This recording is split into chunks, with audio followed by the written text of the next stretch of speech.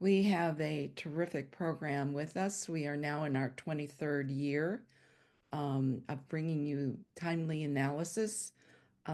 This past year is particularly interesting, and since January 20th, is particularly interesting with all the flurry of information and events and so on that are going on. Let me also introduce you to our other members, Tyler Beebe, maybe just wave, Amy Friedman, Naomi Marrow, and Carolyn Resnick. So since then, like we've had this flurry of edicts, laws, proclamations coming from the White House that have upended the federal bureaucracy, our understanding of the balance of power, states' rights. It's been a constant flurry of change, reactions, and so on. This has also been true in foreign policy. So since then, President Trump is also challenging the traditional relationships that we've had, alliances, world order, our understanding of democracy that has formed U.S. foreign policy for decades and dominated, in a way, global interactions. In recent years, other countries and non-state actors have also emerged in strength, and they're now challenging the dominance of the US and Western hegemony. So we see that especially from China, now Russia, Middle East, and in some senses, BRICS as well. So more recently, I think foreign policy experts have been talking about a multipolar world. And we've been adjusting to that. And under Biden, we started seeing, the world, he saw the world through alliances and trade to sort of maintain a sense of world order. Um, However, also during that period, we saw two terrible wars, Ukraine and in Gaza. Now, in this past month that Trump has been in office, U.S. foreign policy seems to be changing again with a reapproachment to Russia to settle the war in Ukraine while excluding Ukraine and Europe, and a proposal to move the Palestinians out of Gaza and turn Gaza into a neutral, non aligned resort, thereby removing the Palestinian, shall we put, problem and Hamas from Gaza and hopefully bringing peace, more peace to the region.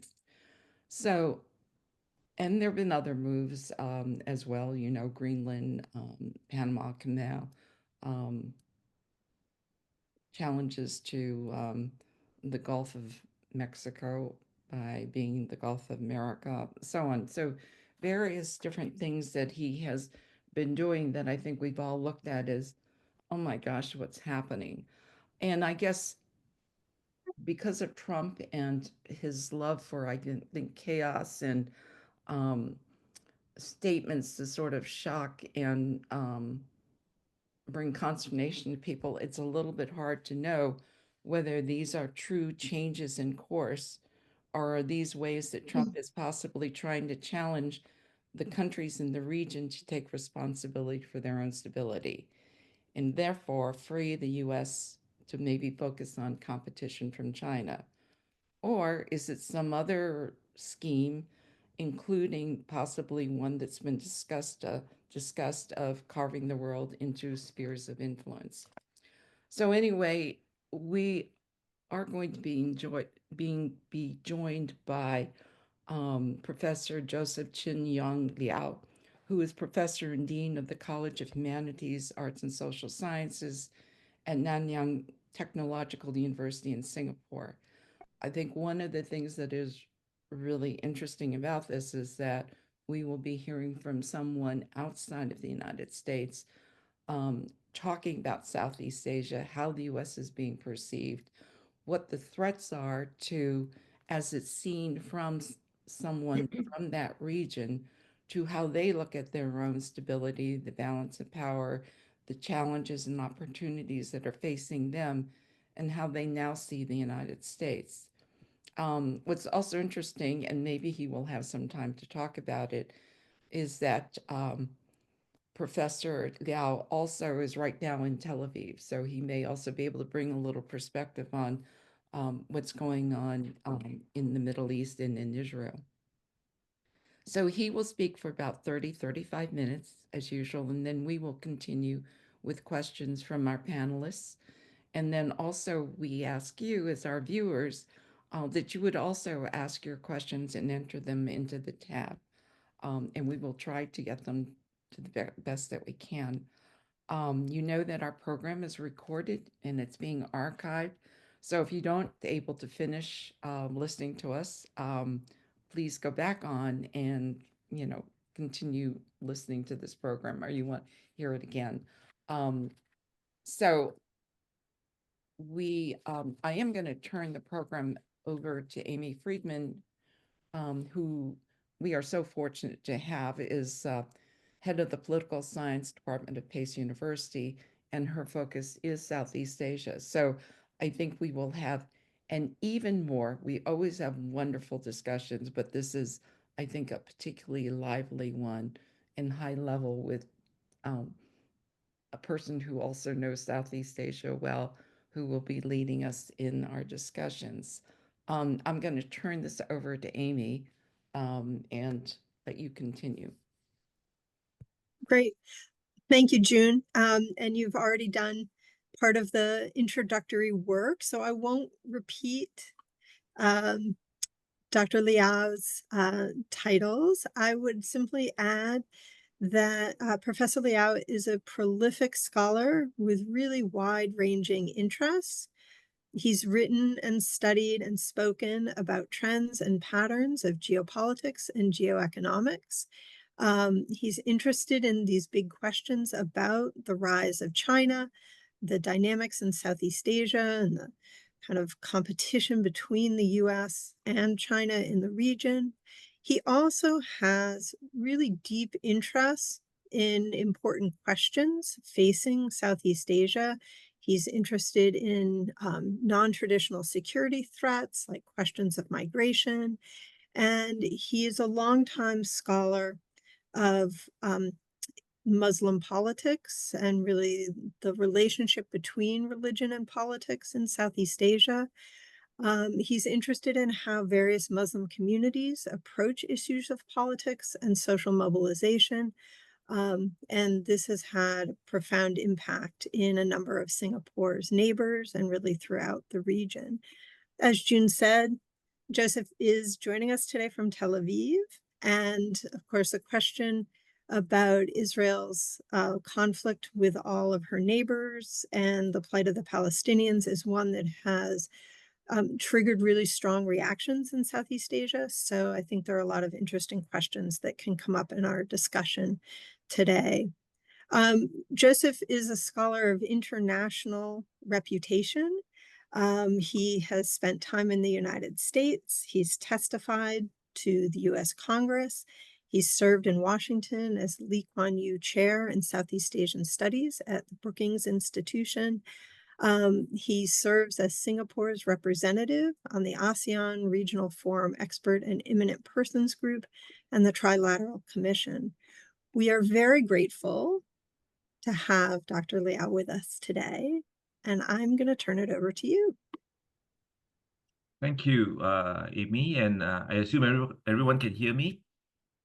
Great. Very good morning, I believe, to all of you. It's about a little past 5 p.m. now at Tel Aviv. And first, let me say thank you very much for this opportunity to really just have a chat with everyone. Yeah. And I've got some remarks to make, of course, but I'm just as interested to hear your views on some of these issues and to try to take on some of the questions that you might have. As Amy and June mentioned earlier also, I am currently in Tel Aviv. I've been here for a few days. Before that, I was in Abu Dhabi in the Emirates. And this is because I have another hat that I'm wearing. I'm now the chairman of the Middle East Institute in Singapore. But nevertheless, this is also an issue of great interest for me intellectually, in terms of policy, but a matter of great significance. I can say that one thing that I have picked up from discussions across the sort of ideological spectrum in Israel, one common thread is the role of the United States. Yeah, and I think everyone, regardless of their leanings here, sees the U.S. as the critical actor, and how Israel, the Israeli leadership, Prime Minister Netanyahu, for all his uh, proclivities and inclinations, cannot move without some kind of alignment with the US. Happy to talk more about that, but I'm here to talk about Southeast Asia and US China, so let me stick to the script. I don't have a PowerPoint, my apologies.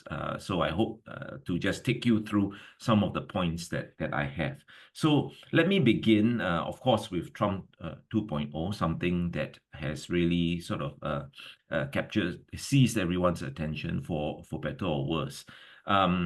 So when I ask myself, what what I think, or what many Southeast Asian think Trump wants. Yeah. Um, Three things come to mind. Number one, and I really don't mean to be facetious about this. Trump wants to be in the headlines every day. Yeah. So I do think that when he wakes up in the morning, one of the first things he does is check the headlines of all the major media sources to make sure that it's focused on him. Yeah. And of course, if being in the headlines is the end, then what are the means? The means tend to be as provocative, as out of the box kind of comments, remarks, thinking, suggestions that you can come up with. Yeah. And so this is very much in keeping with what we have seen of the Trump 2.0 administration. And it's really only been, what, 5 weeks? So we over in Southeast Asia are wringing our hands. Yeah. In 5 weeks, the guy has done as much as some presidents have done in 2 terms, yeah, in terms of just rocking everyone out of their stupor, so to speak. Yeah, and then you project that forward to at least 2 years to the midterms, if not 4 years. And goodness knows, there's all these mumblings about him trying to stay on for a third term. I mean, anything seems to go with this president. Anyway, number one, to be in the headlines. Number two, to win the Nobel Prize.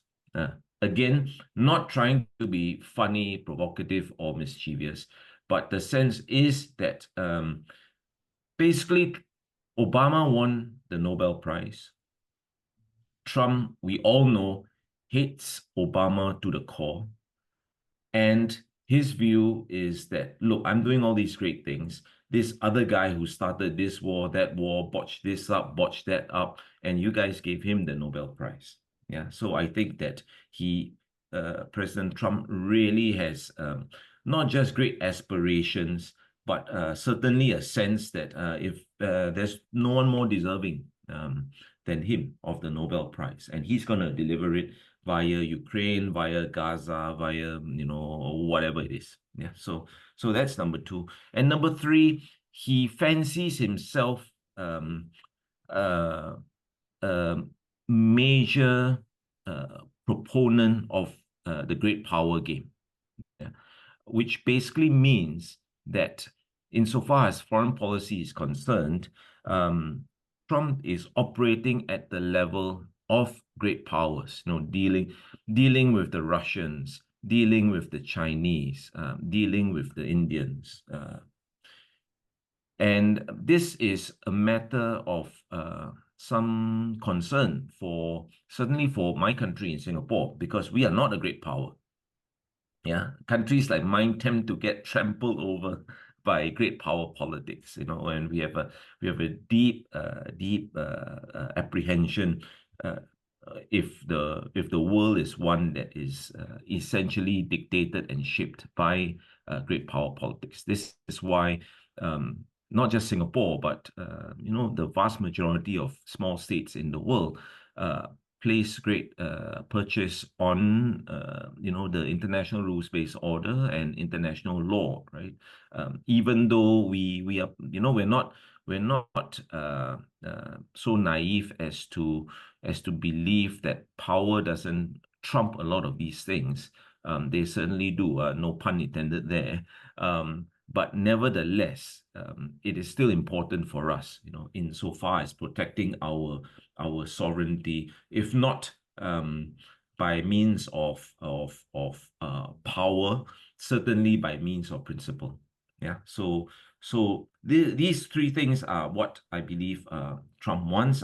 These are what I believe drives him, and by virtue of that, drives the sort of tectonic shifts that we are experiencing in the world today. But an important question for us to ask, regardless of really the kind of person that Donald Trump is, the important question to ask is, what sort of results have we been seeing thus far? And if we try to be objective about it, we see, number one, he's forcing the Europeans to take security seriously. Yeah, I mean, we can challenge the way he's going about it. Essentially throwing Ukraine under the bus and making all sorts of concessions to Putin without seemingly getting anything in return. Yeah, but nevertheless, he's forcing the Europeans to take their security seriously, which I think is really quite necessary as far as Europe is concerned. Number two, he's forcing the Arab states to take ownership of the Palestinian issue. Yeah, and again, this is something that the Arabs, I mean, they've been very ambivalent about Palestine, really. Yeah, and I'm talking about the leadership. I'm not talking about people on the streets. The common folk are very incensed by the situation in Palestine, for sure. Yeah, but as far as the leadership is concerned, Amy, you know this very well, that this concern about how Hamas and Hamas being an extension of the Muslim Brotherhood and the Brotherhood model of politics is not something that is embraced in the traditional Arab monarchies, right? So they've always kept the Palestinian issue at a very safe remove. What Trump has done with his bizarre idea of a Riviera in Gaza. Again, we can quibble about the content of that idea, but what it has done is force the Arabs to take ownership of the issue, because he's basically saying that, look, if you guys are not going to take ownership of it, I'm going to take ownership of it, quite literally take ownership of Gaza, that strip of prime land. And if you don't like it, you guys better get your act together, pull up your socks, and come up with something. Yeah, which is what the Arabs are scrambling to do. Now, of course, we can have a discussion about number one, what realistically can the Arab states eventually present, and number two, can they pull it off? Yeah, those are important discussions, but they are to be had further down the road. Right now, it's just what can you come up with in the first place, and we know that they're scrambling to come up with something. This comes across very clearly to me over the last few days, and I think they some ideas have sort of seeped through to the public media already, but they are going to be rolled out, I think, at the summit on the 4th of March. Yeah. Number three, he has forced neighbors to strengthen border controls. Right. Again, he may have done it in a very distasteful way with the Canadians, with the Mexicans, but in the end, what did they end up having to do? They ended up having to tell Trump that, okay, fine, we are going to invest more resources into tightening the borders, right? Basically the guy has been able to achieve what he's sort of set out to achieve, albeit in ways that really leave a very bad sort of aftertaste in your mouth. Yeah. So that's Trump. Let me move on to US-China relations, and then I'll bring it to Southeast Asia, and then finally I'll sort of bring it to Singapore, a small little red dot. Yeah. So US-China relations, I think all of you would be in some way or other very familiar with what has happened all these years in terms of the relationship with China. I won't go into too much of the fine-grained details, but I'll sketch out a few interesting trends and really convergences. Yeah, we think about great power, competition, and rivalry, and how the two have not just sort of diverge, but are really at odds with each other, right? But there are a few ways where they are strikingly similar. Number one, both the US and China are dissatisfied with the state of play globally and dissatisfied with their position of power relative to this state of play. What do I mean? In the case of the United States, we all know that the sentiment certainly driving the Trump administration is that everyone is taking advantage of the United States. Yeah, whether economically, whether in terms of security, yeah, everyone's freeloading on the US. Yeah, and this whole thing about the US underwriting and global security and paying expending American blood and treasure, yeah, for that, no more. That's got to change. Yeah.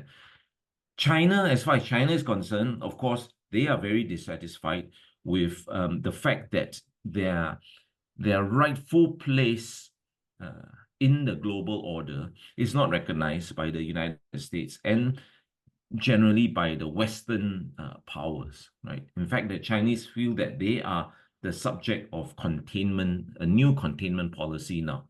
Of course, the Americans and the Europeans say that, no, we're not containing China. That's not the issue. But of course, from the Chinese perspective, as they say, if it walks like a duck and quacks like a duck, yeah. So that's how the Chinese see it. Number two, both the US and China are undertaking a major domestic transformation of their economies.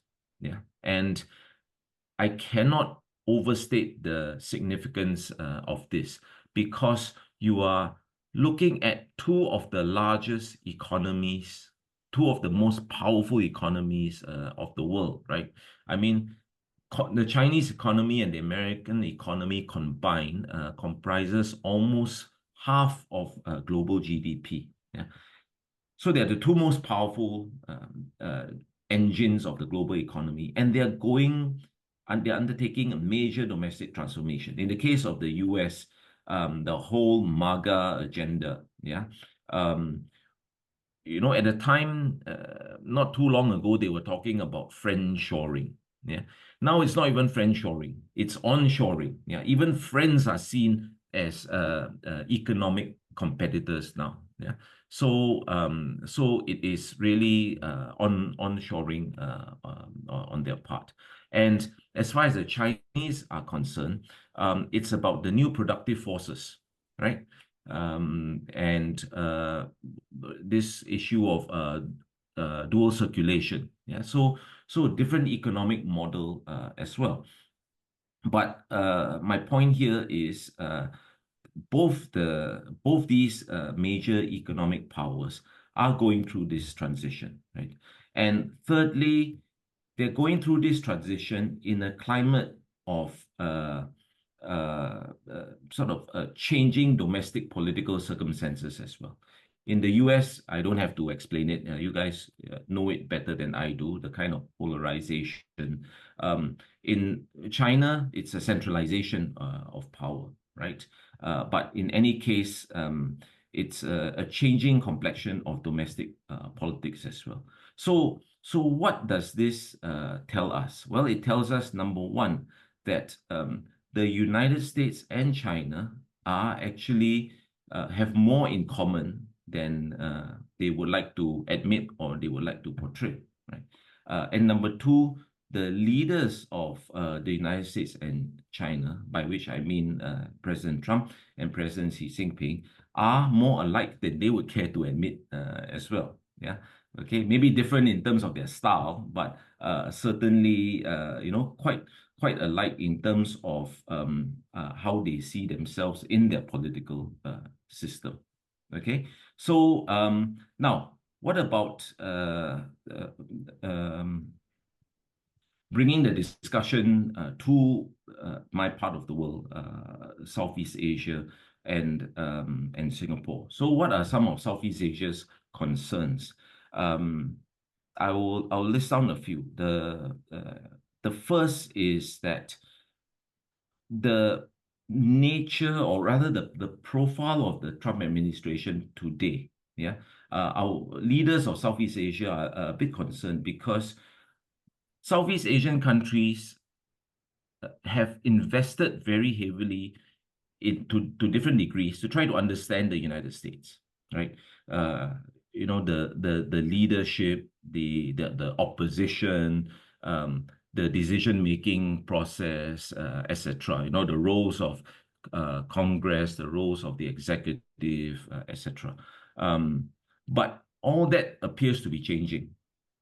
Yeah, all that appears to be changing from our vantage. And not only that, if you look at Trump 1.0, yes, he was a very different president, but at the same time, he had people around him in the cabinet who were sort of more traditional Republicans, right? And what that meant was that these were people that, or whose style and whose outlook and whose worldview were familiar to Southeast Asians, because we worked, of course, we work with Democrats, we work with Republicans, right? Whoever is in office. Yeah. But in 2.0, I think there is a qualitative difference in terms of the people in the cabinet. Yeah, you do have remnants of sort of more traditionalist Republicans, but you have more of the MAGA type Republicans. Yeah, I'm not saying what's right, what's wrong. Yeah, so I'm not politicizing things. I'm telling you how Southeast Asians view this. Yeah, because I think that's what you want to know, right? How Southeast Asians view this. So this is what we're seeing. Yeah, and the concern again related to that was in Trump 1.0, there were cabinet members who were prepared to push back on the president when he starts to sort of be too radical in some of his ideas. Yeah. Mattis did that, McMaster did that, Tillerson did that. So we're waiting to see whether there is going to be that kind of healthy tension, yeah, in terms of discussions in the administration this time round. Second, another issue of concern is regional trade and prosperity. Yeah, the Trump administration 2.0 has made it very clear that their priority is going to be tariffs. Yeah, and that is not something that has a pleasant ring to it for a region that is built on free trade and open trade. You were talking about an ASEAN that is trying very hard to liberalize trade regimes, and trying to, on that basis, work with the Chinese, work with the Japanese, work with the Americans as well, right? But on the other hand, the US, which at one point, once upon a time, was a major champion, proponent, and driver of trade liberalization now has gone 180 degrees. And not only that, it's going to, I mean, it's got China on its target in its scope now, right? And already been announced 10% blanket tariffs for China. Now, the problem for us is because the Southeast Asian economies are so closely linked to the Chinese economy that when China is hit by tariffs, it's going to have a spillover effect on us. How so? China is going to have to cope with tariffs. One way they can do it, I mean, there are a few ways they can do it, one of which is to basically lower their prices in order to compensate for higher tariffs. Now, when they lower their prices, so for example, let's say, look at the garment industry. Yeah, if the Chinese lower their prices, it becomes direct, even sharper competition for garment makers in Cambodia, in Vietnam, in Indonesia. Yeah. So, tariffs imposed by the United States creates problems. The tariffs may not be imposed on these countries, but it creates problems for these industries in these countries because of the logic of comparative advantages in global economics, right? So that's a great concern for the region. Number three, alliance commitments. I mean, you've got the Philippines, which has an alliance and which has invested a lot in that alliance with the United States over the last few years under the Biden administration, right? And there are others as well, Taiwan, Japan, South Korea, and even a number of countries that are not formal allies of the United States, but have very deep defense cooperation. And what do we see happening, right? We see what the Trump presidency is doing to traditional allies in NATO. We see what they're doing to the Ukraine. Granted, Ukraine is not a formal ally of the United States, but nevertheless, the really sharp about turn, 180-degree turn. I mean, it's unimaginable that regional countries would not see that and then be a bit worried themselves. Yeah. Today, Ukraine, tomorrow, who, right? The United States has told the Philippines that we've got your backs if the Chinese up the ante at the South China Sea. Do you still have our backs? Yeah. And you can tell me that you have my back, but are you really going to deliver? All these questions come up, right? And it's stuff that I think causes some anxiety for some of the countries in the region. The fourth area where we are concerned is consultation. Now, the previous administrations in the United States, of course, American foreign policy, first and foremost, you pursue your own national interests, however you interpret it. That one, I mean, that's perfectly understandable. But what American administrations in the past invested in is consultation with regional partners, especially if the issue bears on the interests of regional partners and regional allies. Yeah. Now, the concern now is whether the United States, the current administration, is going to embark on foreign policy ventures or initiate certain policies that will have an impact on regional countries, but will do this without consultation with these regional countries. Yeah, that is quite a concern. Yeah, and lastly, you add this all up. The fifth thing is just the general unpredictability and questions over the reliability of American commitments. Yeah, can we count on the U.S.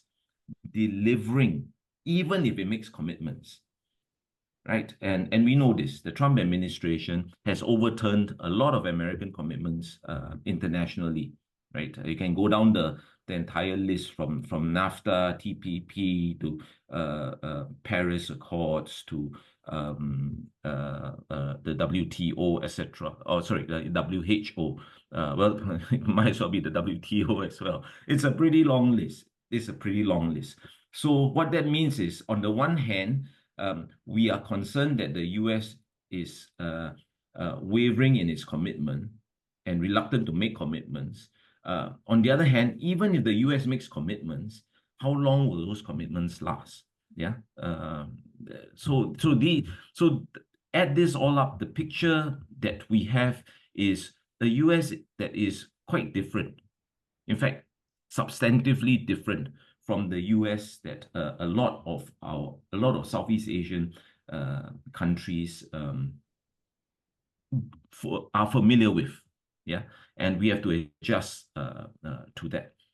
Now, the last part, what are the options? How are we going to deal with this from the perspective of the region, Southeast Asia, but also, if I may, from perspective of Singapore, right, a small country.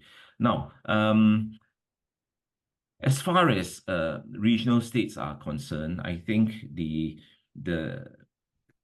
when we have no illusions that we can somehow change the US or somehow bring it back to what it was before, a US that was more familiar, more comfortable, more predictable, for at least for us. Yeah. A lot of what's happening in the US is driven by domestic dynamics, which are frankly beyond us. Yeah.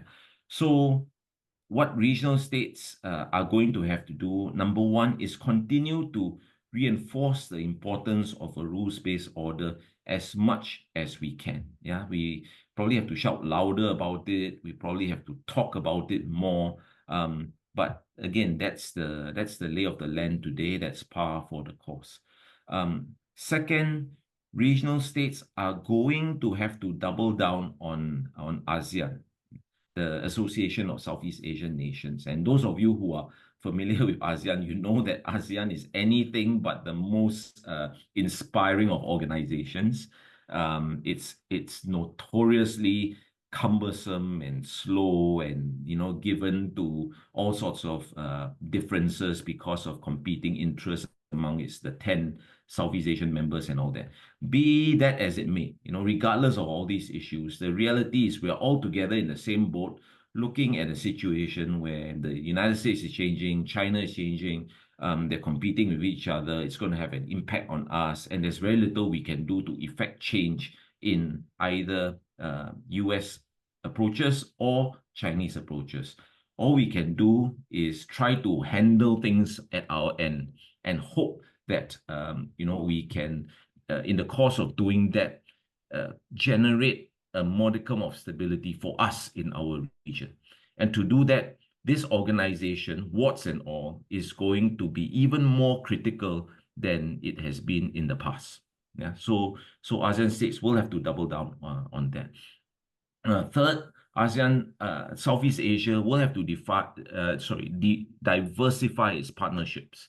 Yeah, so it's not just about the United States and China. It has to be about our relationship with Japan, with India, with South Korea. I mean, the sort of second tier middle powers, as we call it, who may not be sort of in the great power club, but nevertheless, in their own way, bring enough to bear on global issues, yeah, that they will have some consequence. Yeah. And Southeast Asia will have to start to expand and drill down in their relationships with all these countries.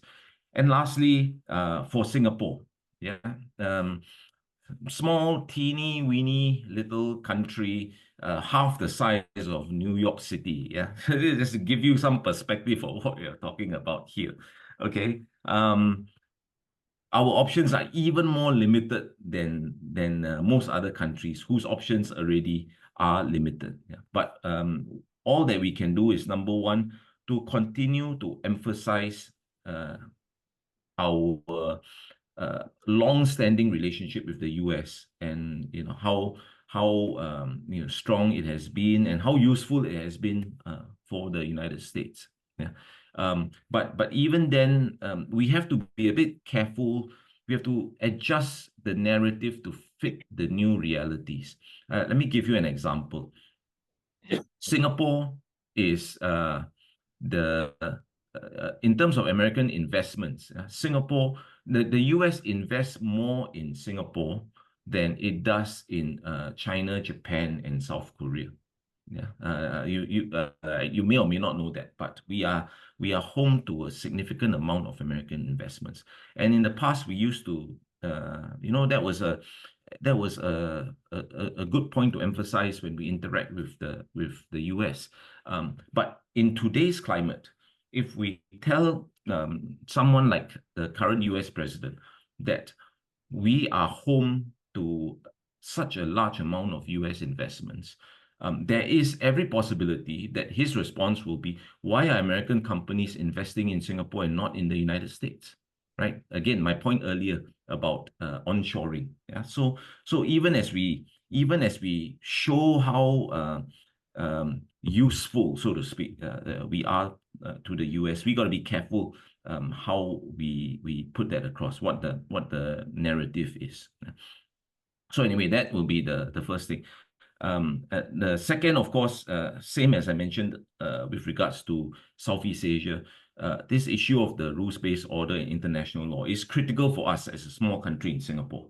Yeah, this is why Singapore took the position it did in relation to the Russian invasion of Ukraine, because it's a matter of sovereignty, UN Charter principles. So we have to reinforce that constantly with the US. Yeah. So these are just some of the things that regional countries are going to have to do. But let me end with a final sort of question for which I have no answer to. Yeah, but the question is basically whether there is a method to the Trump madness, so to speak.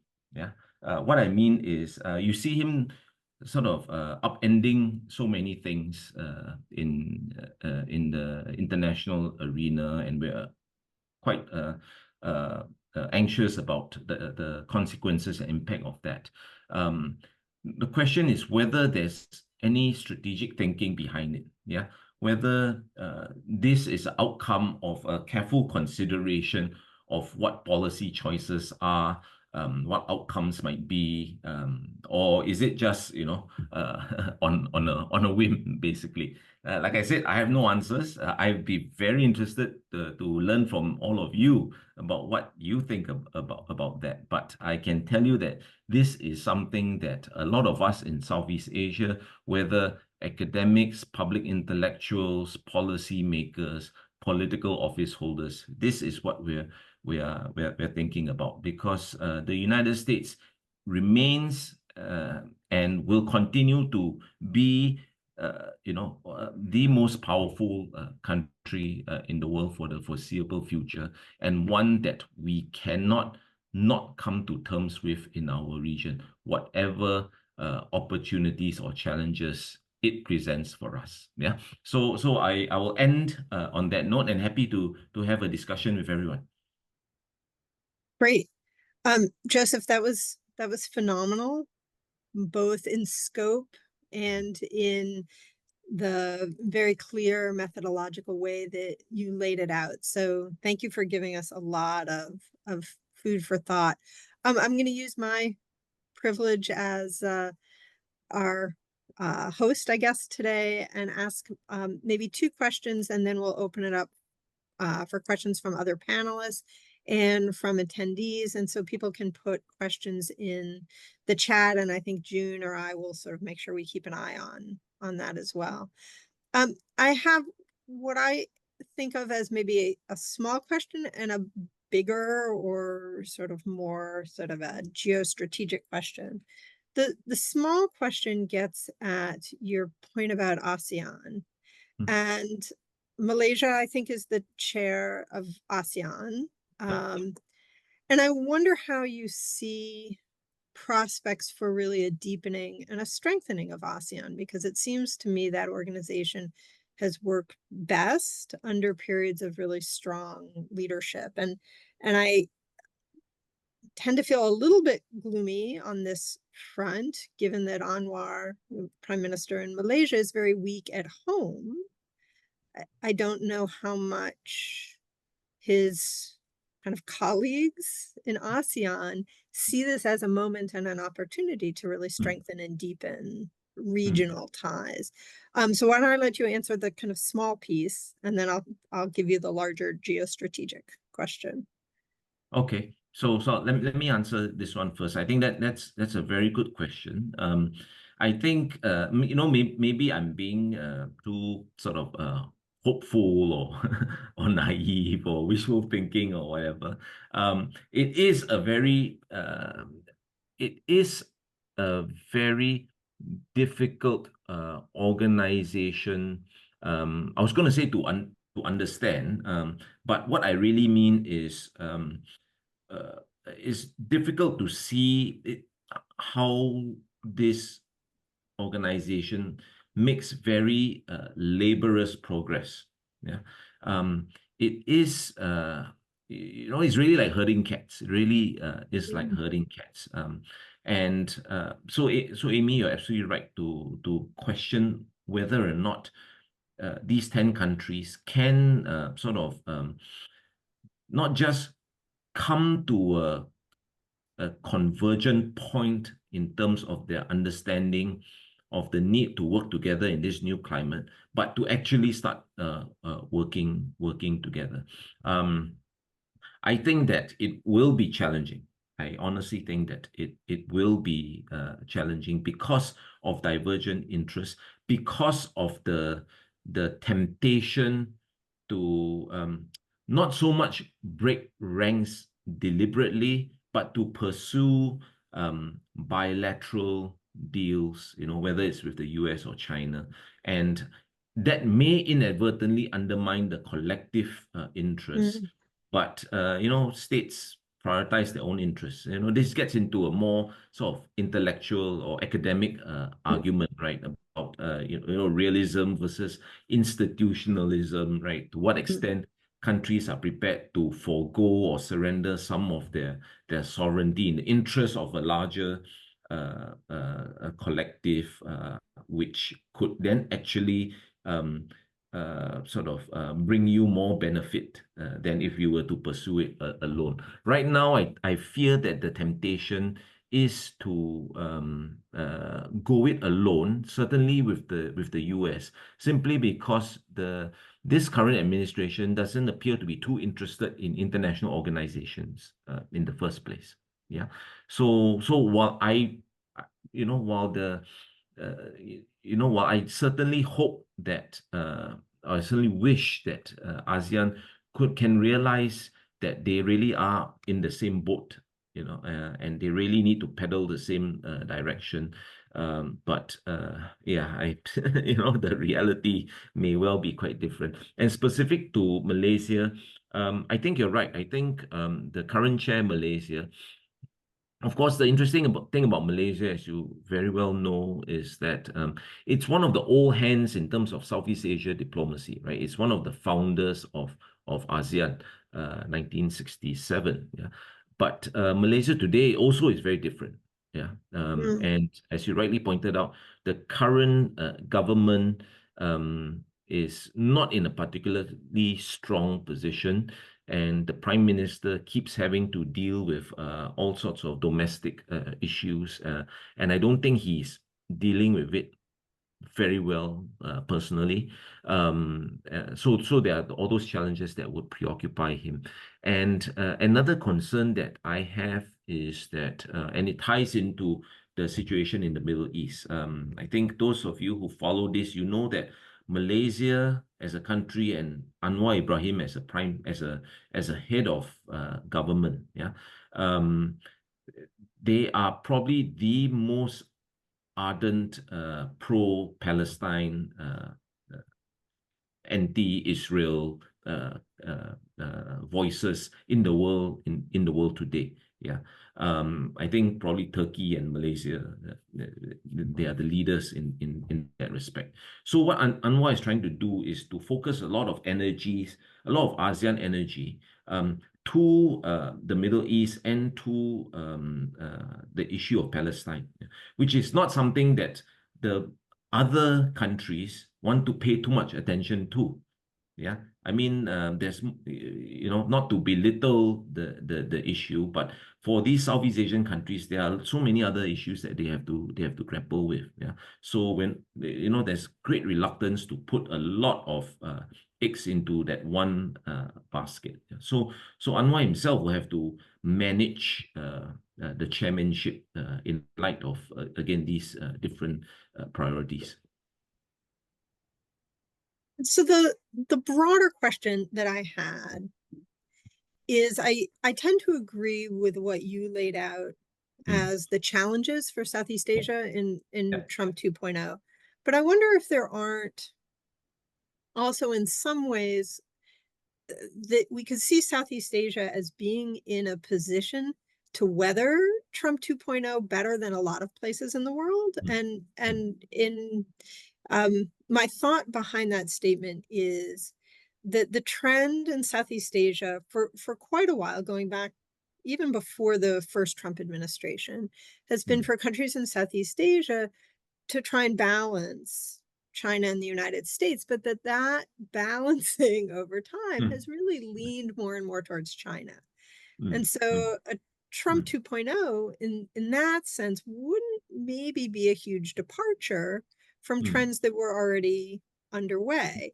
Economically, the tariffs could have tough consequences for, as you said, Cambodia, maybe Indonesia, but could also provide opportunities for other industries if Southeast Asia is now kind of a better site of production than China for things like car parts and electronics and the like. Trump 2.0, like Trump the first go around, isn't very concerned with democratic backsliding. Countries in Southeast Asia have moved further away from democracy. And the Trump administration is unlikely to kind of bat an eyelash at that, which plays in favorably to leaders in Thailand and Indonesia and Vietnam. The Philippines, it strikes me, is the biggest potential loser. Right? Because Marcos really, threw his lot all in with the Americans under Biden. So I don't know how you see those points, but I wonder really if the biggest winner here is China. So that's an interesting observation, Amy, and a good question. I think that okay. So the first thing is that so far we are under we're under the radar, right? In the first month of the Trump administration, all the attention has been on it started with the immediate neighborhood of the US, Canada, Mexico, Colombia, Panama, Greenland, right? Then after that, it became Gaza, and then after that, it became Ukraine. So nothing so much. The only major sort of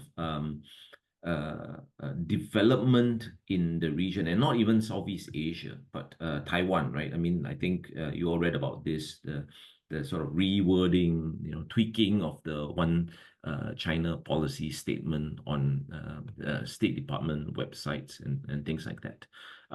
So nothing has happened yet, and who knows? Maybe we could fly under the radar for 4 years, but at the same time, there is some reason to be concerned because number one, the trade imbalance that a number of Southeast Asian countries have with the United States has widened significantly since Trump 1.0. Yeah. And in particular, we're talking about Vietnam, Thailand, and Malaysia. Yeah. And this, to the extent that the Trump 2.0 administration has made it very clear that they are going to pay a lot of attention, more attention than they did in the first administration on the trade deficit, then a pretty harsh light is going to be cast at some point or other on these issues. So what you're going to see is Southeast Asian governments scrambling basically to try to figure out ways to rectify, to rebalance the trade, right? So they got to buy more US stuff, right? Primarily planes, right? Yeah, because big ticket moves the dial much more substantively. But anyway, so this is one. The second is actually, from what I know, Trump presumptive Trump administration officials. I say that because this is even before the election, yeah, the presidential election. They were already signaling to Southeast Asian officials that should Trump come to power, what he wants to do is to look into the economic relations between Southeast Asian countries and China, with a view to identify those that are complicit in facilitating Chinese access to American technology, American markets, and American investments via third parties. Yeah, and we know that the Chinese have been doing that. Yeah, and they've been doing that a lot of it through Southeast Asia. Yeah, so the signals have been sent that at least on paper, that this new administration, or this second version of the Trump administration, wants to pay more attention to these things. Now, whether or not they will eventually do it, honestly, I don't know. In fact, I find it interesting because on the one hand, he's suggesting that there's going to be even greater scrutiny, right, of the details of all these arrangements, these joint ventures and the like. Yeah. But on the other hand, he's reducing, or he wants to reduce the size of the government bureaucracy. And I'm just sort of a mental sort of exercise. I'm trying to think, how do you embark on greater scrutiny with fewer people, right? The poor people who are still around doing the job. I mean, bless them. It's going to be a lot of work for them to do, right? So I was just I was just thinking the other day about the practical implications of actually pulling that off. But that could be a saving grace for us in Southeast Asia, right? Because what that suggests is that there might be a possible time lag between the scrutiny and the sort of imposition of any measures to address it by the US government, right? Because it'll take them so long to look at the details of the kind of joint ventures that Malaysian companies are embarking on with Chinese companies, that by the time they come to a conclusion that, okay, this company X is actually, a Chinese company and not a Malaysian company, and selling Chinese products and not Malaysian products. By then, hopefully enough time has passed, and you get a new government or whatever it is. Right.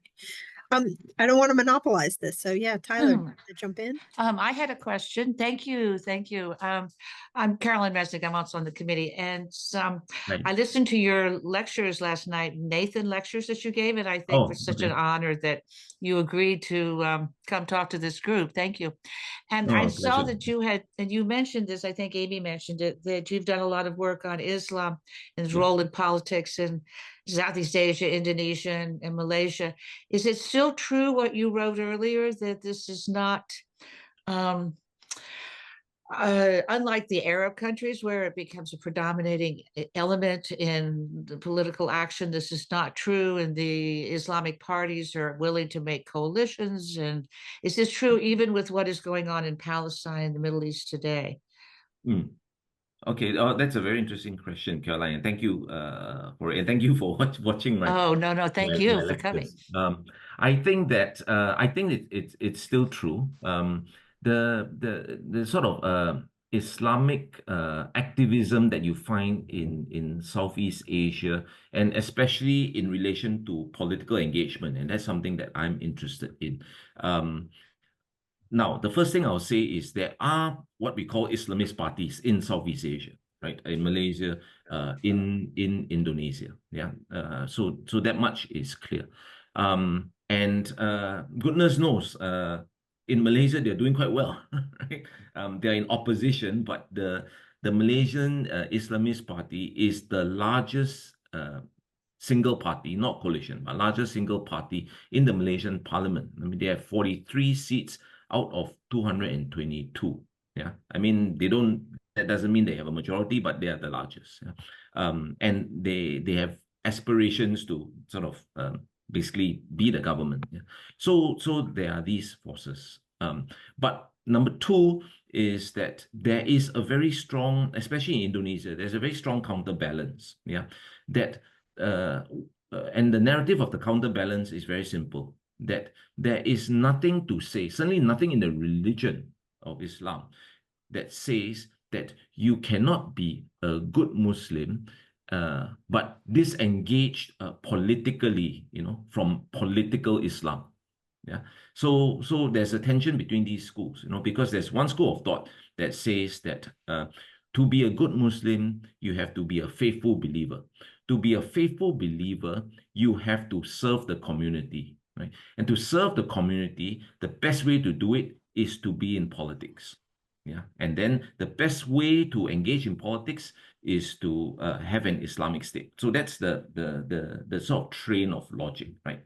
But then there's another school of thought that says that, oh, look, in Southeast Asia, you can be a good Muslim, don't have to be engaged in politics. You can coexist with people of different religions, different faiths, and that has happened.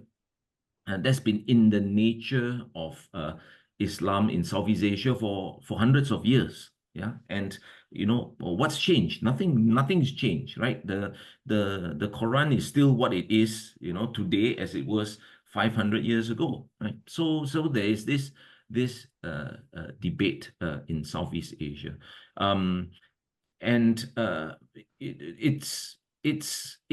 it's evolving in a very different way from the Middle East, right? Because in the Middle East, you're talking about not just Muslim majority countries, right? But significant majorities. Yeah. So the question of coalitions and working together doesn't come out as sharply as it does in the case of Southeast Asia. Now, in relation to what's happening in Gaza, it is actually very interesting because first thing I'll say is no card-carrying Muslim is going to not be sympathetic to Palestine. Yeah, that much is clear. But in the interest of time, I will simplify it this way. In Malaysia, Palestine, Gaza, Hamas, all the same. Okay? In Indonesia, we are pro-Palestine, but we keep Hamas at a safe remove. In fact, there are very prominent Indonesian ulama, religious leaders, who have spoken out and criticized Hamas, yeah? Even as they call on Indonesians to oppose what they call settler colonization, yeah, of Israel in Palestine, and to support the struggle of the Palestinians. In the same breath, they condemn Hamas. Now, why do they do that? From what I can determine, listening to some of these sermons, two themes come out that I don't hear in Malaysian discussions. Malaysian discussions, you support Palestine means you support Hamas. That's basically it. In Indonesia, they say basically Hamas is in bed with the Iranians, so they are Shia, and we don't, we basically don't like the Shia, yeah, because they are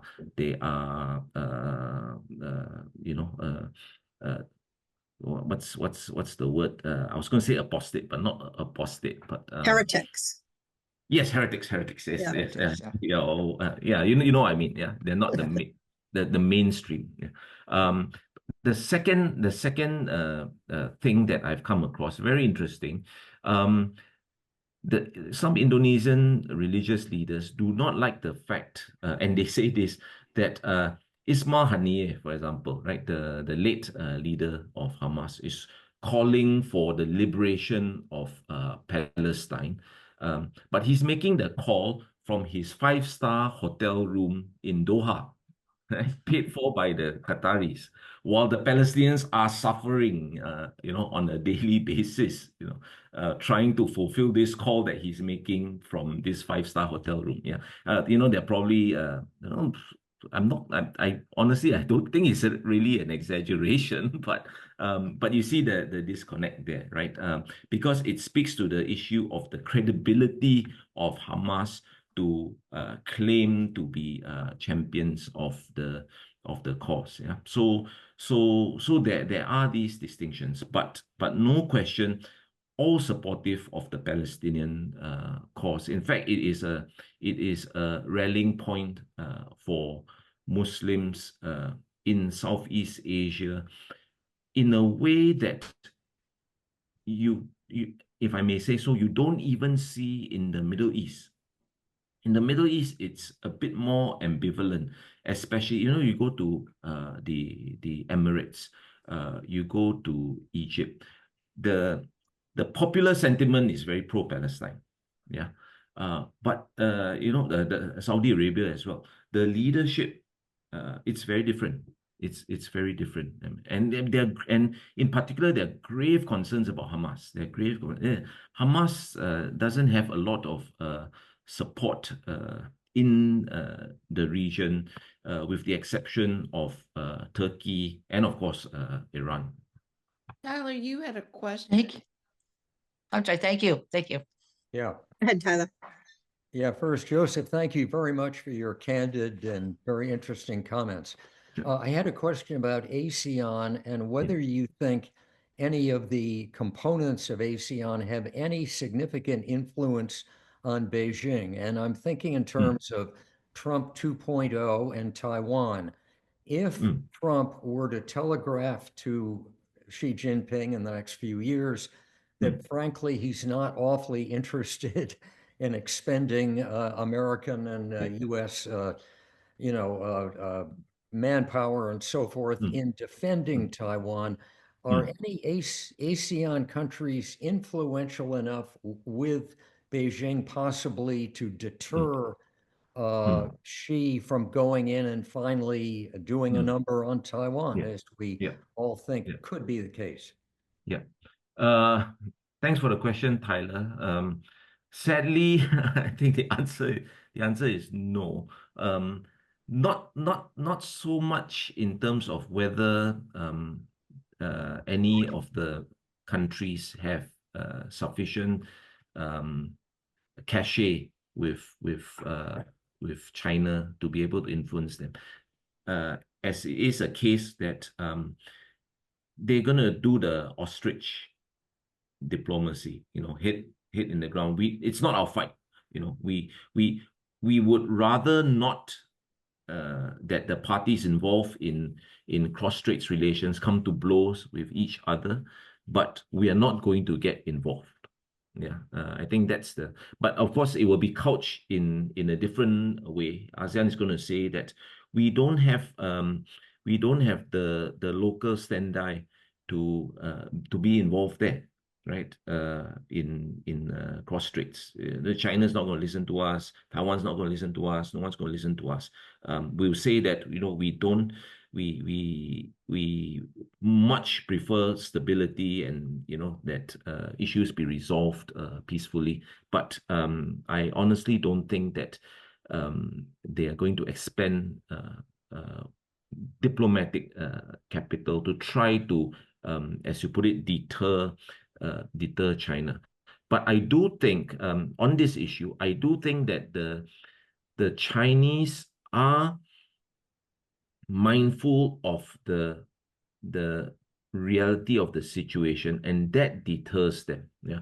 By reality of the situation, I basically mean that the Chinese are quite aware. The impression I get is the Chinese are quite aware that the cost of escalating tensions all the way to open conflict is going to be exceedingly high for them, with a very low, not certainly not zero, but the success, the possibility of success may not be as high as they think that it would be. And the reason why is because, again, my point about the unpredictability of Trump, no one can really say confidently that President Trump will not intervene in Taiwan. Yeah, I think the Chinese themselves don't factor that into their calculation. That whatever scenarios if we can seal a deal with Trump, we've neutralized the United States, so we don't have to worry about that. I think the Chinese themselves don't they're not they're very reluctant to drink their own Kool-Aid, even though they want everyone else to drink it. And I'll make one final point on Taiwan. The Chinese narrative, the great Chinese narrative about its rise to power is predicated on the belief that in one generation they lifted 700 million people out of poverty, right? And I think we all heard this over and over again. And the Chinese are very proud of it, and rightfully so. Yeah. But what is the one way to get 700 million people back into poverty? It's to fight a war. Yeah. And my point here being that ultimately the Chinese leadership knows that it is economics that will be the anchor of their legitimacy, not fighting a war. Yes, we like to reunify with Taiwan and realize the great China dream of reunification.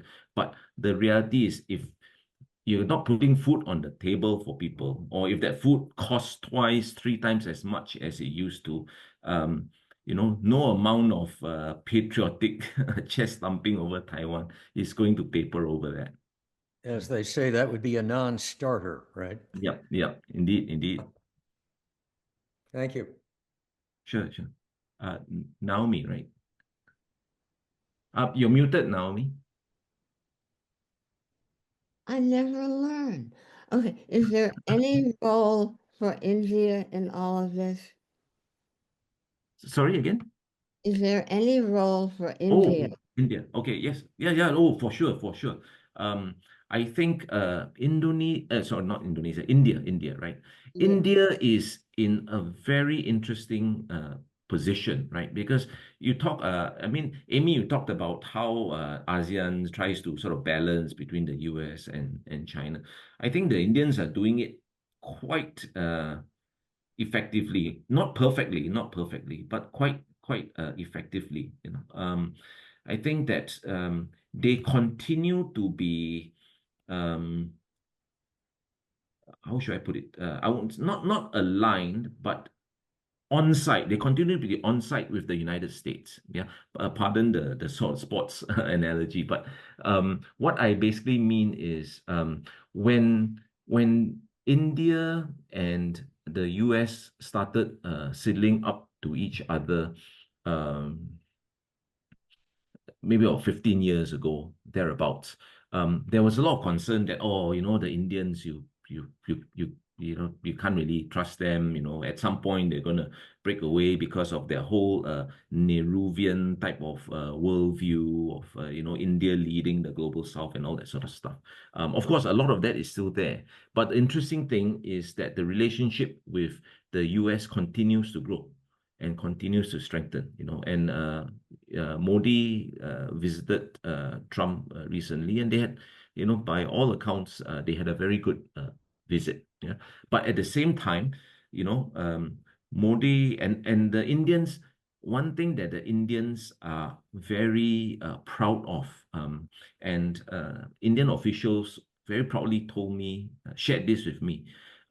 There's this quad four-way grouping, right, of the United States, India, Australia, and Japan. Yeah. And when this grouping was formed, or rather reconstituted by President Trump 1.0 in 2017, everyone was looking very suspiciously at India and saying that, okay, they were basically, I mean, not to make light of it, but they were basically taking bets about who would break ranks first. And it was India. Everyone was betting on India.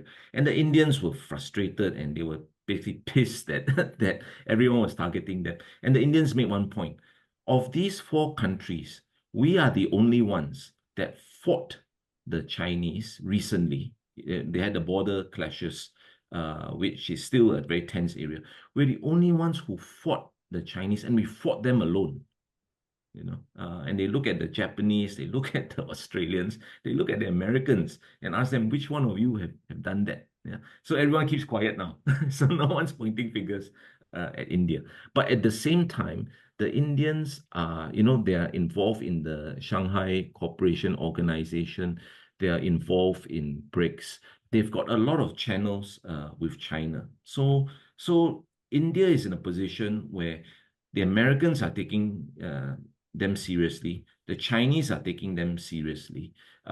Southeast Asia is taking them seriously. I mean, they are in a very good place because they find themselves in a position to have leverage over all the major players in the region. So you're absolutely right in sort of suggesting that India has a role. It has a very critical role in this. Yeah, and it was very much their role, Modi and his foreign minister, to keep people a little on edge about where they go and Yeah. not sit. Wonderful. Thank you. Sure. All right. I want to be mindful of, Joseph, of your time, and we usually try and wrap up around now. I can't thank you enough for joining us, My and we'll have to pleasure. have you back and have a dedicated session on the Middle East, because we would certainly value your knowledge in digging deeper into some of the questions that you raised here. And I was really struck, Carolyn, by your question. It made me really think that in some ways elections matter, right? The sort of diversity of Muslim thought you see really clearly in Southeast Asia, because even though democracies are not perfect, there is electoral competition. Not really the case in the Middle East. And so you see that very graphically. Indeed. So thank you. It was a Thank you great so pleasure. much. Safe rest of your trip. And Thank you. hopefully we'll get you here again someday.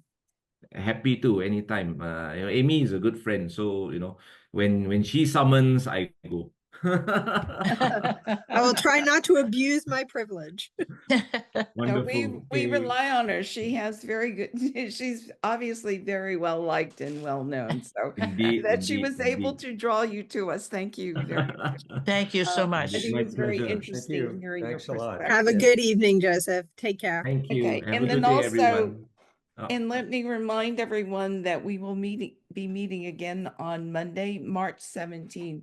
So this is a change of date. So it is now going to be 3 weeks from today. We will be having Mara Carlin, who will speak on the changing nature of conflict in the world and U.S. readiness. I think this will be a fascinating and very important discussion.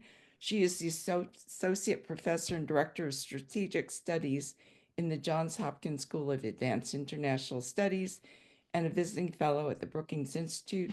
She has advised six U.S. presidents, six U.S. secretaries of defense, and most recently served as Assistant Secretary of Defense for Strategy, Plans, and Capabilities. So please join us then. This will be, I think, another aspect of more change in our foreign policy and what's going on and how we prepare for the future. So it will be a fascinating discussion. And again, Joseph, thank you so much for joining us.